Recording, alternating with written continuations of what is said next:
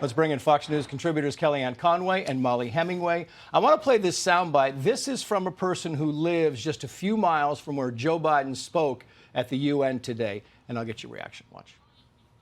What message are you sending to the world? Break the law, come, we give you everything free. Joe Biden, you think that's going to stop? They want answers, Kellyanne, and they're not getting any answers about this migrant crisis. They're not, and America sees it. Joe Biden's handling of immigration, and more specifically the border crisis, is one of his worst polling metrics available, and that's saying something because they're all underwater. And for him to go to the UN and not mention this, when he is in the shadow of all of it happening right there in New York City, for him not to be meeting with the president of Mexico, it's reported, or the Northern Triangle countries, is a complete disgrace. In fact, he has fundraisers scheduled tomorrow in and around New York City, around the UN General Assembly, and not tackling this. The border czar, this woman we keep giving Russian titles to do absolutely nothing on different issues. Yeah. She's completely AWOL on the topic. Trace, Mollie, it is reported that 8 million migrants have come over on Joe Biden's watch. That is larger than the population of 38 states. Right. It's much larger than Delaware, Wyoming, you name it.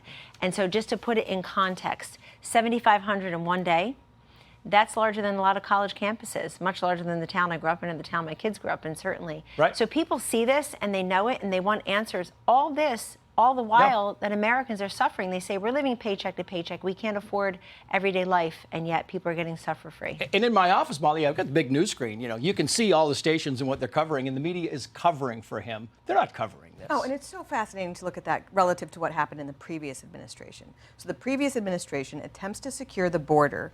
Borders are what make you a sovereign nation. The media freak out about it. They call the securing of the border a human rights crisis.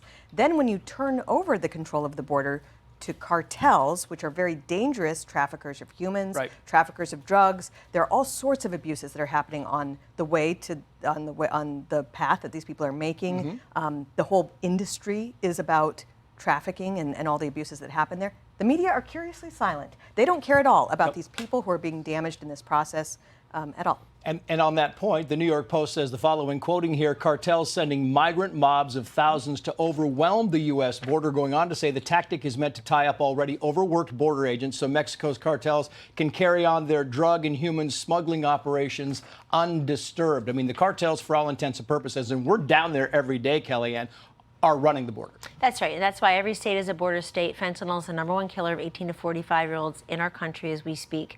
That doesn't happen by accident. And that's not just coming from China, certainly it is, but it's also coming up through the border, as are many illicit drugs. So this is something that is very much disturbing different demographic groups. If you look at the polling today, Washington Post, 5 new big credible polls coming out recently all show that Joe Biden and Kamala Harris, ironically, are really struggling among non-white, non-college educated Americans.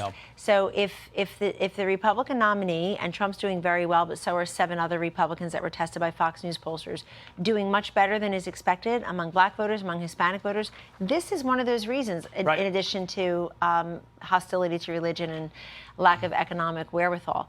But this, I think people will draw a straight line. And Mollie raised something really important. In our administration, Trump-Pence administration, the Democrats came in screaming about DACA. It was the only immigration issue they ever wanted to talk about, DACA. Going nowhere. Lastly, Mollie, I've got about 30 seconds left, but she talked about, Biden not doing well. James Carville said this about Joe Biden, quoting, the voters don't want this. And that's in poll after poll after poll. It is. Last thoughts. Well, President Biden has a lot of trouble. It's not just his age. It's not just that people understand more about his family's corruption and the corruption at the Department of Justice that is running interference for the Biden family while going after the political enemies of Biden. It's also all of these policy issues. He's having not much success, whether it's the border, crime, foreign policy, the economy, and voters are not happy about it. They're not happy.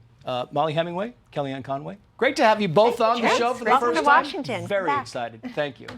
Hey, it's Will Kane. Click here to subscribe to the Fox News channel on YouTube. It's the best way to get our latest interviews and highlights. And click to subscribe to the Will Kane podcast for full episodes right now.